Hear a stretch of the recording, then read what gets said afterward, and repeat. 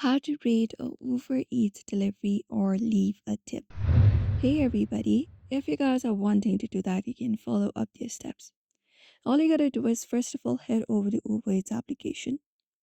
After that, once you are logged in into the particular application of Uber Eats, you may just head over and place an order. There are different options available. You may go ahead and place an order from your kitchen, from your desired restaurant or kitchen, and after that you can even look out for the menu and order your food. Once your order is placed, you can look out for order section here, tap on it, and once you are here you can just go ahead and look out for your active order here, and from there you may just go ahead and look out for driver status.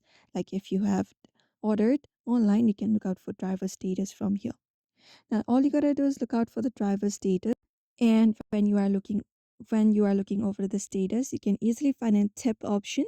So you can just go ahead and tap on tip, and you can just go ahead and tip your driver who is heading towards your way. You can wait for that the order to be completed, like you can wait for the order to be reached over to you, or you can also head over and wait for the order to be completed, and you will be given an option, rate your driver.